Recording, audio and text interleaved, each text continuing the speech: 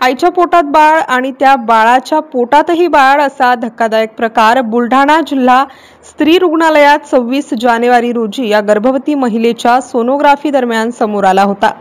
या घटनेने राज्यभर खळबळ उडाली होती। या महिलेची 1 फेब्रुवारी रोजी रात्री सुरक्षित प्रसूती झाली आहे। बाळाच्या पोटातही बाळ असलेल्या महिलेची प्रसूती झाली असून तिने एका मुलाला जन्म दिला आहे। सीझर पद्धतीने ही प्रसूती झाली असली तरी हे आई आणि बाळ दोघेही सुखरूप आहेत।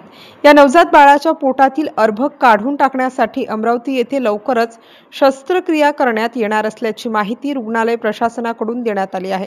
नवजात बाळाचे वजन 2 किलो 200 ग्रॅम आहे। अमरावती येथील रुग्णालयात त्याच्यावर शस्त्रक्रिया करून त्याच्या पोटातील गर्भ काही दिवसानंतर काढतात की लगेच काही उपचार केले जातात हे लवकरच स्पष्ट होणार आहे। बुलढाण्यातील स्त्री रुग्णालयाचे अधीक्षक डॉक्टर प्रशांत पाटील यांच्या मार्गदर्शनात doctor Santosh Wankhede, doctor Prashant Agrawal, doctor Surekha Meher आणि डॉक्टर संजीवनी वानेरे यांच्या चमूने ही प्रसूती सुखरूपपणे पार पाडली असून या प्रसूतीच्या यशस्वीतेकरिता भूलतज्ञ डॉक्टर प्रवीण झोपे आणि डॉक्टर रेणुका हिंगणे, अमित किन्हीकर यांनी काम पाहिले। MCN न्यूज मराठी करिता रवींद्र शिरस्कार, बुलढाणा। बाळाच्या पोटामध्ये बाळ तर फिटस इन फिटू ऍक्च्युअली ते बाळाच्या पोटामध्ये बाळ आहे असं हे आपण थोडंसं चुकीचं बोललं जात आहे।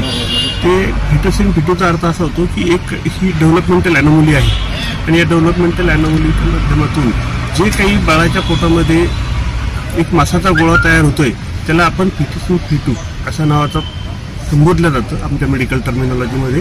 तर त्या महिलेची डिलिव्हरी परवाला रात्री झालेली आहे, त्याचं सिझेरियन सेक्शन करण्यात आलेलं आहे आणि जी महिला आहे, जी माता आहे, तिची प्रकृती अतिशय उत्तम आहे आणि बाळ आपण आपले जे एसएनसी विभाग असतो त्यामध्ये ॲडमिट केलेलं होतं आणि वैद्यकीय अधीक्षक जे आपलं अमरावतीचं सुपर स्पेशालिटी हॉस्पिटल आहे त्यांच्यासोबत बोलणी करून त्या बाळाला आपण तिथे पुढील उपचारासाठी संदर्भित केलेलं आहे। बाळाची प्रकृती अतिशय उत्तम आहे। आज सकाळीच मी डॉक्टर अमोल नरोटे यांच्यासोबत बोललेलो आहे आणि जे पीडियाट्रिक सर्जन डॉक्टर आहेत ते त्याच्या चाचण्या करत आहेत।